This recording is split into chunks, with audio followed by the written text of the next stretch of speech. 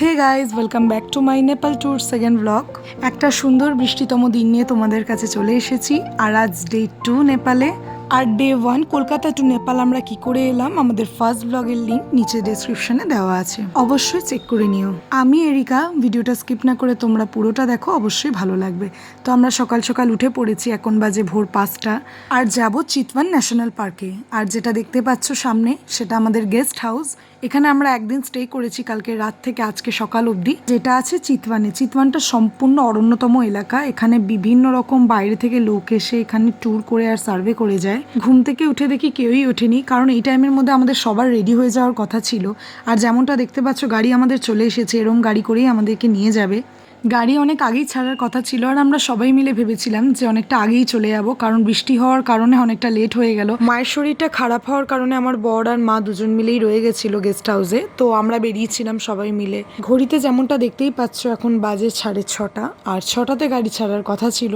তো অনেকটা লেট হয়ে গেছিলো। এটার প্রবলেম হচ্ছিল যে আমরা আর বেরোতে পারবো না, ঘুরতে পারবো না, সাইট সিন দেখতে পারবো না। তো বলতে বলতে সবাই চলেও এলো, আর আমরা বসেও পড়লাম। আর বেসিক্যালি যদি বলো যে জঙ্গলটা কোথায়, সেটা আমাদের গেস্ট হাউসের একদম পিছনের সাইডটা করে পড়ছে। তো সবাই যতই দূর থেকে আসুক, একদম পিছনের সাইডটা ওইটাই একদম এন্ট্রি পয়েন্ট। আর চিতওয়ান ন্যাশনাল পার্কে কিছু তোমাদেরকে তথ্য দিই। তোমরা যদি এখানে ঘুরতে আসো, তাহলে এখানে এন্ট্রি ফিস সিঙ্গেল পার্সন 650 টাকা করে টিকিট। কিন্তু এটা সব ক্ষেত্রে নেয় না, আমাদেরকে 600 টাকা করেই নিয়েছিল সবাইকে।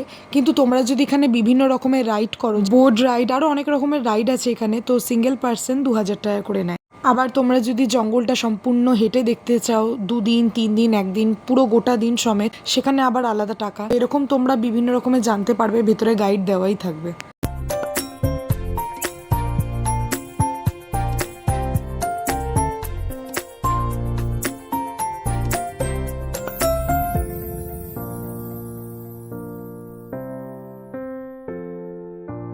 যেমনটা দেখতে পাচ্ছ পার্কে আমরা ঢুকে গেছি, আর এটা হলো এন্ট্রি পয়েন্ট। এখানটায় কিছুক্ষণের জন্য তোমাদের গাড়ি দাঁড় করিয়ে রাখবে, আর এখান থেকে একটা গাইড দেওয়া হবে।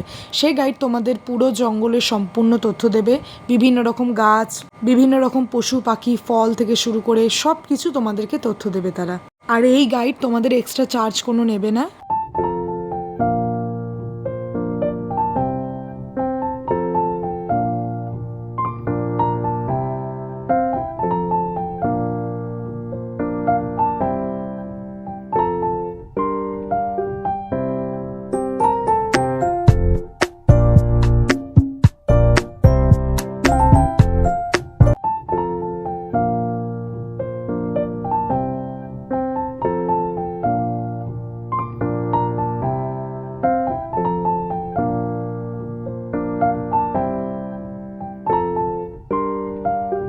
এই চিতওয়ান সম্পূর্ণ 70% জঙ্গলে পুরোটাই ভরা। আর এখানে প্রচুর পরিমাণে পশু পাখি আছে। এখানে বাঘ, সিংহ থেকে শুরু করে সমস্ত পশু আছে। এখানে বিভিন্ন রকমের ভাগ করা আছে, যেমন টাইগার জোন, র্যাবিট জোন, আরও বিভিন্ন।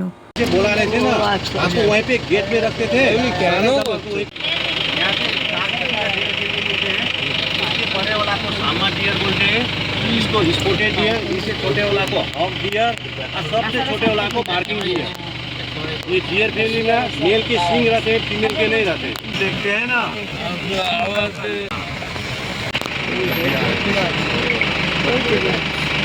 पूरा ग्रुप में একটা কালো, এটা কি সুন্দর। मेल सपोर्ट সামনের দিকে আসছে।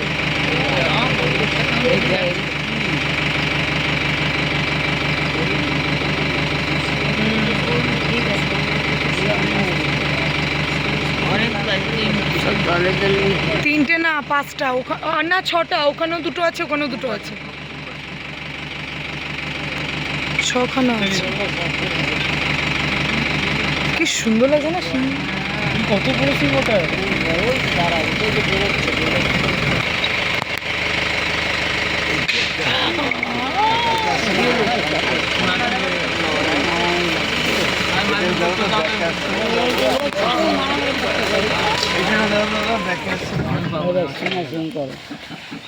এটা দেখতো ভাই, একটু ব্যাকে আসছে নাকি। ও হেরে গেল, ও জিতে গেল। মনে হচ্ছে পাশে একটা দাঁড়িয়ে দেখ, মজা নেই। ওই দেখো চলে যাচ্ছে, ওই দেখো ওই দেখো ওটা হেরে গেছে, পালাচ্ছে। এই যাচ্ছে আবার লড়াই করবে, ওই দেখো ওই দেখো ওই দেখো চলে গেছে। এটা খোরাচ্ছে রে, এটা সে লেগেছে খোরাচ্ছে, মারামারি করতে গেলে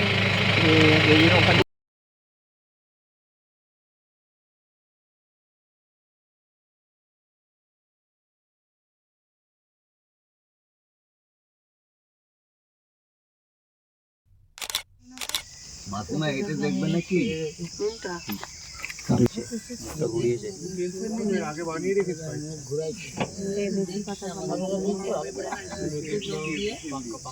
वीडियो की आएगी नहीं, वीडियो की आएगी नहीं। हाँ वीडियो ऑन है। গন্ডার থেকে শুরু করে এখানে আমরা বিভিন্ন রকমের হরিণের প্রজাতি দেখেছি, যেমন অর্ধেক আমরা ফোনে ক্যাপচার করতে পারিনি কারণ হুটহাট করে চলে আসছিল আর আমাদের ক্যামেরা অফ ছিল। আর এখানে তোমাদেরকে অনেকটাই পিসফুল থাকতে হবে, একদম সাউন্ড করা চলবে না, কারণ গাড়ির সাউন্ডের জন্যই পশু পাখিরা সব চলে যাচ্ছে। আর নিজেরা যদি চুপচাপ থাকো, কারণ ওখানে তোমাদেরকে বলেই দেওয়া হবে কি চুপচাপ থাকার জন্য, কারণ একটু সাউন্ড তোমরা একদম দেখতে পারবে না যে কি আছে কি না আছে। স্পেশালি আমি তোমাদেরকে রেকমেন্ডেড করব যে এই ন্যাশনাল পার্কে অবশ্যই এসো। এখানে একটা আফ্রিকার সাবানা ভাইবস আছে এই ফাঁকা জায়গাটা, আর তুমি জঙ্গলে ঘুরলে সম্পূর্ণ তোমার মনে হবে যে আফ্রিকায় চলে এসেছো কিছুটা। তো যাই হোক, খুব ভালো লাগবে। আর যেহেতু নেচারই জায়গা, নেচার সবাই ভালোবাসে, খুব রিফ্রেশিং একটা জায়গা। আর যেহেতু বৃষ্টির টাইমে আমরা এসেছিলাম, পুরো চারিপাশটা ভেজা একটা সন্ধ্যা, মাটির গন্ধ, খুবই ভালো লাগছিল। আর এখানে তোমরা বিভিন্ন রকমের জীবজন্তু দেখতে পারবে, আমি তোমাদেরকে বললাম। এরকম খোলা জিপের মধ্যে দিয়ে তোমরা পুরোটা জঙ্গল সার্ভাইভ করবে, তোমাদের মাইন্ড একদম রিফ্রেশিং হয়ে যাবে, তোমাদের জায়গাটা অবশ্যই ভালো লাগবে, আমি কথা দিলাম। আর এখানে একটা আফ্রিকা ভাইবস আছে, তো খুব ভালো লাগবে। इन लोगों ने इसको पता चल गया है कि यहाँ पे आ गया है ना, स्मेलिंग से। देखिए वो हम लोग का स्मेल हाँ फाइट किया है ना, वैसे इन लोगों की फाइट होते हैं ना, तो एक आपस में मार देते हैं, विनर को मार देते हैं ना, घाव को बना देते हैं ना। ये अपना थोड़ा से छोटा छोटा घाव सब है ना, क्यों हम लोग गाड़ी में है ना इसलिए नहीं भागा, इसको आदत हो गया ना, तो एक आदमी नीचे उतरेंगे ना, ये सारे यहाँ पे खड़े नहीं रहेगा, फिर भाग जाएगा। लेडीज हरिण ने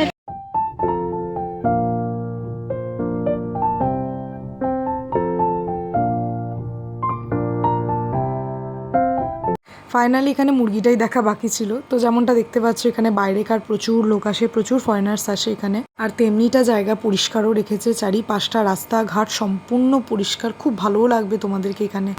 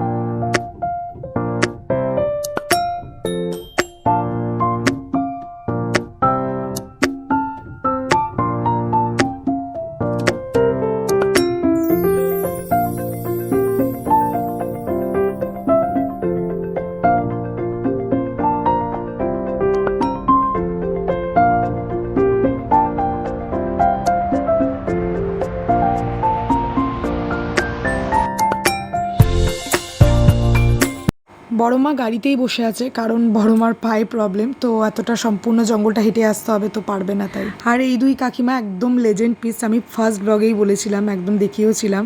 সম্পূর্ণ ট্যুরে আমাকে প্রিয়াঙ্কা করে গেছে, আর মাথা খারাপ হয়ে গেছে পুরো।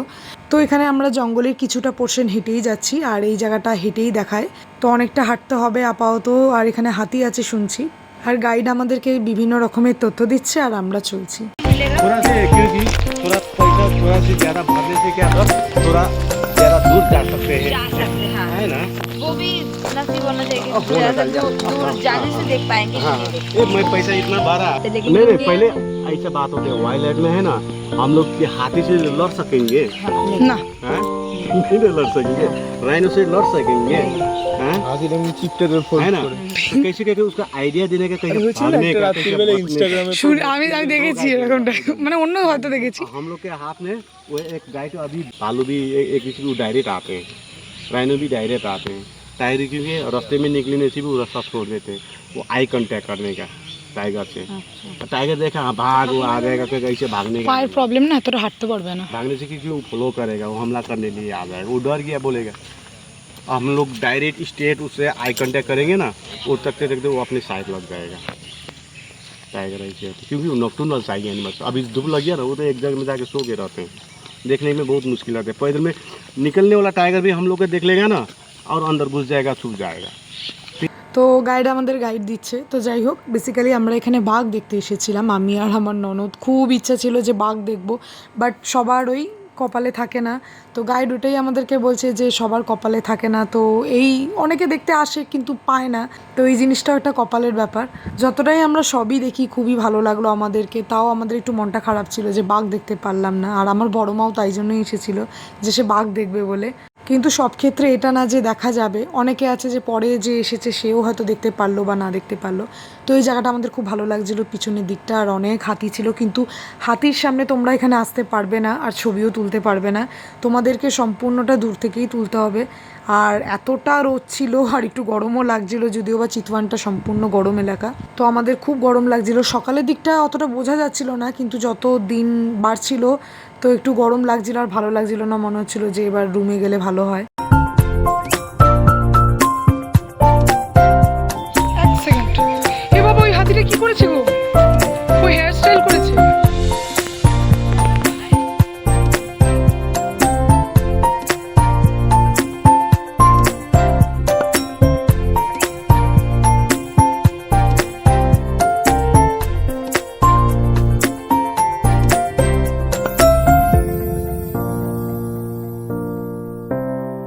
সবাই পিছনের সাইডটা ছিল, তখন আমরা এখানে ফটোশ্যুট একটু করছিলাম। তো বিকাশও ছবি তুলছিল আর আমরা সবাই মিলে এখানটা অনেক ছবি তুলেছি।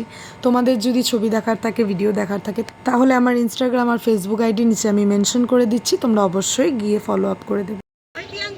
হ্যাঁ, এই যেমনটা শুনলেই কাকিমাগুলো আমাকে এরকমভাবেই ডাকছিল। তো যাই হোক, এই নদীর মধ্যেই বোট রাইড হয়, তো 2000 টাকা করে পার পার্সন, যেটা আমি ফার্স্টেই বলছিলাম ব্লগের শুরুতে।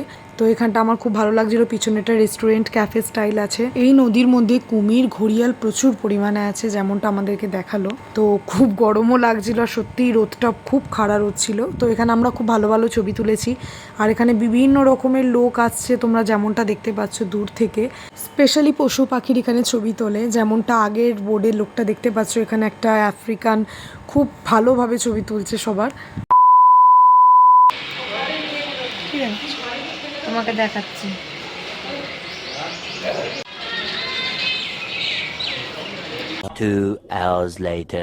আমরা ঘুরে চলে এসেছি, আর এসেই যেমন সুন্দর করে একটা সারপ্রাইজ শুনলাম যে সবাই রেডি হয়ে যাও, খেয়ে দেই আমরা বেরোবো। তো এটা শুনে খুব খারাপ লাগলো। আমি ভেবেছিলাম আমার বর, ননদ সবাই মিলে আমরা একটু চিতওয়ানটা ঘুরবো, কারণ এই জায়গাটা খুব সুন্দর, ঘোরার মতন তো খুব সুন্দর, কিন্তু একদম ঘুরতে পারলাম না। আর আমাদের চেয়েও মন খারাপ ছিল তারা, যারা আমাদের সাথে এসেছে, কারণ তারা একদমই ঘোরেনি। আমরা তাও আগের দিন রাত্রেবেলা একটুখানিকেও হাঁটতে বেরিয়েছিলাম, কিন্তু কিছু করার নেই, ট্যুর গাইডের সাথে আসলে তোমাদেরকে একটু তাড়াহুড়ো করতেই হবে, তো এটা মেনে নিতে হবে। আমরা এসে এখানে টিফিন খেয়ে নিলাম, তো আমাদের বাস কিছুক্ষণের মধ্যেই ছাড়বে। আর এই হোটেলটা ব্যাস ঘুরে ঘুরে দেখছি, আর মনে তো একটা আফসোস আছেই। আমরা সম্পূর্ণভাবে ফ্রেশ হয়ে পুরো রেডি হয়ে পড়েছি। এই আমরা যে বাসে উঠবো 7 থেকে 8 ঘন্টা অবধি আমাদের সফর এবার। তো এই চিতওয়ান থেকে সিধে আমরা কাঠমান্ডু যাব, তো ওখানে গিয়ে আবার নতুন অ্যাডভেঞ্চার।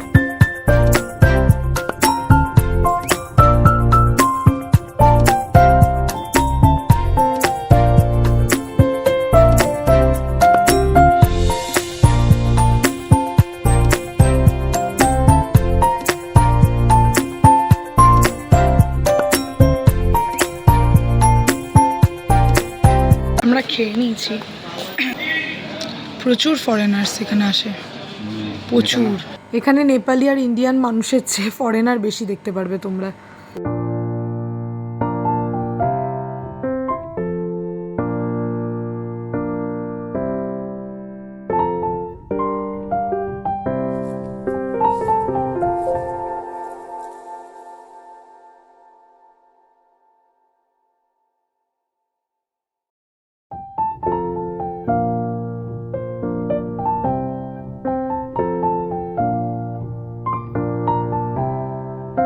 চিতওয়ান থেকে কাঠমান্ডু 185 কিলোমিটার দূরত্ব, আর চিতওয়ান থেকে কাঠমান্ডু যেতে গেলে 5.5 ঘন্টা টাইম লাগে, কিন্তু আমাদের যেহেতু পাহাড় রাস্তা দিয়ে গেছিলো তো তার কারণে 6 থেকে 7 ঘন্টা মতন হয়ে গেছিলো। তো এটা টাইম বলা যায় না, যেহেতু পাহাড়ি রাস্তা, কোনো টাইম জ্যাম থাকে, কোনো টাইম জ্যাম থাকে না।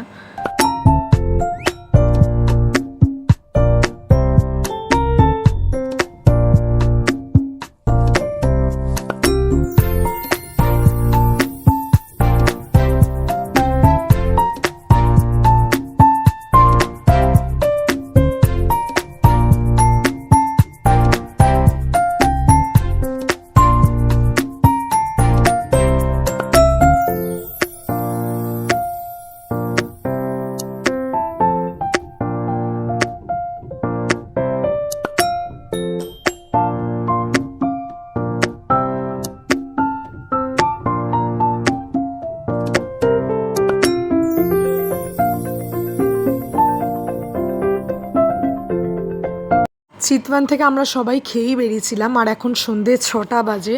বাস থামিয়েছে একটা চায়ের দোকানের সামনে, আর দেখলে তোমরা বুঝতে পারবে না, যেহেতু পাহাড়ি এলাকা তাই এখানে সন্ধে বিকেল কিছুই বোঝা যায় না, সম্পূর্ণটা আলো। তো আমি চা খাবো না বলে এই ধারটা চলে এসেছিলাম, আর আমি আমার ননদ দেখছিলাম অপূর্ব ভিউ। এই রাস্তা কি ছোট্ট লাগছে লোকগুলোকে।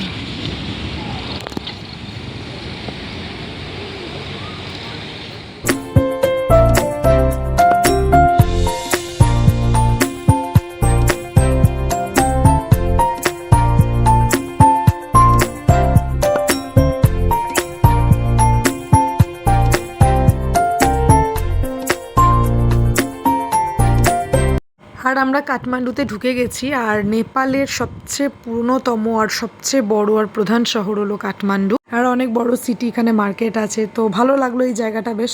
আর এখানে সবাই হুডি পরে আছে, যদিও বা সেরকম ঠান্ডা নেই এখানে, খুব হালকা সামান্য ঠান্ডা, কিন্তু চিতওয়ানের তুলনায় এখানের ওয়েদার খুব ভালো।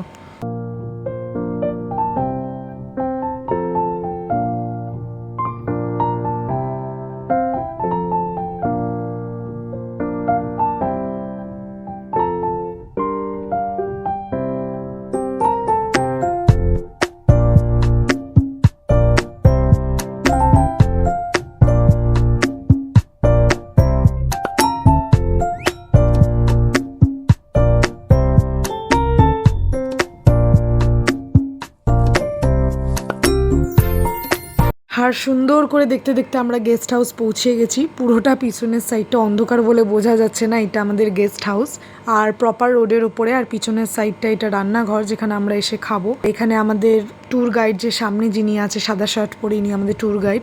এবার আমাদেরকে চাবি দেবে আর আমরা ঘরে ঢুকবো। তো ফাইনালি এতক্ষণ জার্নির পর আমরা খুব ক্লান্ত, পড়লেই যেন মরা হয়ে পড়বো এরকম একটা ব্যাপার। তো গা হাত পা খুবই ব্যথা, এতক্ষণ বাসে একভাবে বসে থেকে সত্যিই অভ্যাস নেই। আর যেমনটা দেখতে পাচ্ছ এখানে আমাদের গেস্ট হাউস খুব ভালো দিয়েছে, আর আমাদের যে ট্যুর গাইড ইনি গেস্ট হাউসের সাথে কোনো কম্প্রোমাইজ করে না, ইনি রুম খুব ভালো দেয়। তো আমরা একটু ফ্রেশ হয়েই বেরোবো, কেন এখানটা মার্কেটটা একটু ঘোরার আছে, যদিও বা এখানে অনেক তাড়াতাড়ি অন্ধকার হয়ে যায় আর সব দোকানপাট বন্ধ করে দেয়। কিন্তু এখন বাজে 9:30, 10টার মধ্যে এখানে সম্পূর্ণ দোকানপাট সব বন্ধ করে দেয়। আর দেখতে পাচ্ছ প্রপার রোডের উপরেই আমাদেরকে দিয়েছে।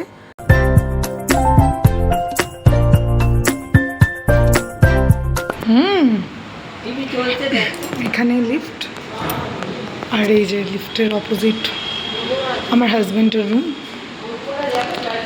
আর এটা আমাদের রুম। না, এতটা জার্কিং করে আমাদের কারোরই অভ্যস্ত না। সবচেয়ে বড় কথা, আমার বরেরও একটু শরীরটা খারাপ হয়ে গেছে, একটু প্রবলেম, কারণ ঘুরতে এসে যদি এইগুলো হয় তো একটু চিন্তা হয় সত্যি। আর এখন একই রাত হয়ে গেছে, আমাদের ট্যুর গাইডও বলছে যে খেতে নামতে, তো আমরা তার ফাঁকে একটুখানি বেরোবো। আর দেখতে দেখতে কি করে টাইম কেটে যাচ্ছে বুঝতেই পারছি না। আর এটা আমাদের গেস্ট হাউস, যেহেতু আমাদের বড় মার পায়ে প্রবলেম, তো আমাদেরকে 2তলা 3তলা দেয়নি, আমাদের একদম ফার্স্ট ফ্লোরই দিয়েছিল। আর এখানে সাইড দিয়ে একটা ছোট্ট ছাদের মতন আছে, যেটা ন্যাড়া ছাদ, তো ওই দিকটা অন্ধকার বলে বোঝা যাচ্ছিল না।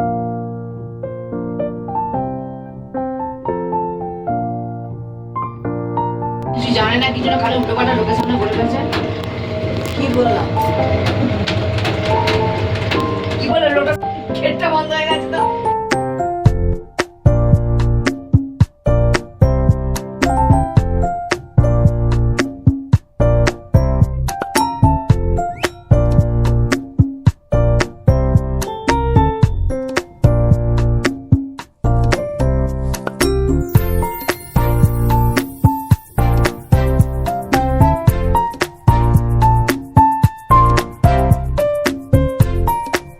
এখানে সব পরপর বড় বড় রেস্টুরেন্ট আর হোটেল।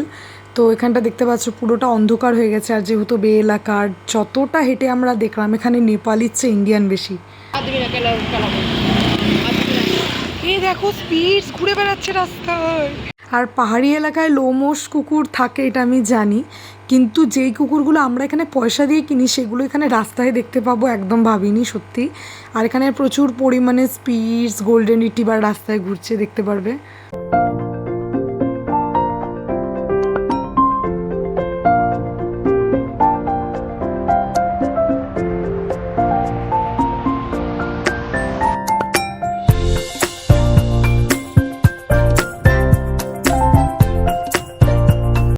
আর যেমনটা দেখতে পাচ্ছ একটা কিউট সুন্দর গোল্ডেন রিট্রিভার মাঝখানে বসে আছে। এখানে অনেক গোল্ডেন রিট্রিভার আছে এরকম, আর আমরা তার সামনে গেছিলাম। এখানে কিছু কিছু সংখ্যক দোকান খোলা আছে আর বেশিরভাগ দোকান বন্ধ, তাই আমরা সম্পূর্ণটা ঘুরতে পারিনি, কিছুটা ঘুরেই চলে এসেছি। তো রাস্তায় যেতে যেতে আমরা একটা মিষ্টির দোকান দেখলাম। তো এই মিষ্টিগুলো আমাদের ইন্ডিয়াতেও পাওয়া যায় সেম টু সেম, যেখানে আমাদের এখানে 10 টাকা করে পাওয়া যায় সেটা এখানে সবচেয়ে এক্সপেন্সিভ, এক একটা 50 থেকে 60 টাকা করে পিস। তো আমরা কিনেছি, অনেকগুলোই কিনেছি, বাট এত টাকা বিল হয়েছে আমি মনে মনে ভাবলাম যে সত্যি এখানে মিষ্টির দোকান খুললে হয়তো পয়সাওয়ালা হয়ে যাবো। তো দেখতে দেখতে আমরা হোটেলেও চলে এসেছি আর বসে আছি ফ্রেশ মেশ হয়ে আর রাত্রে খেয়ে। এবার আমরা শোবো। তো শোয়ার আগে তোমাদেরকে একটু বড়ের রুমটা দেখিয়ে দিই। যেমনটা ছেলেদের রুম থাকে অগোছালো, তো সম্পূর্ণ ওরকমই আছে এটা। আর ওরা ব্যালকনি নেই ওদের রুমে, একটা বড় জানলা আছে আর এই জানলাটা দিয়ে ভালো ভিউ দেখা যায়। আর এই রুমে আমার বর আর বিকাশের এই দুটো ছেলেই থাকে। আর নিচ দিয়ে হলো রান্নাঘর, যেটা এখানে লাইটটা আছে বোঝা যাচ্ছে না অন্ধকারে। তো চলো গুড নাইট। ভিডিওর কোনো অংশটা ভালো লাগলো অবশ্যই কমেন্ট করে জানিও, ভিডিওটা like comment share and subscribe করে দিও। Bye guys, love you. দেখা হচ্ছে নেক্সট পার্টে। আর নেক্সট পার্টে তোমাদেরকে কাঠমান্ডুর সাইট সিন দেখাবো।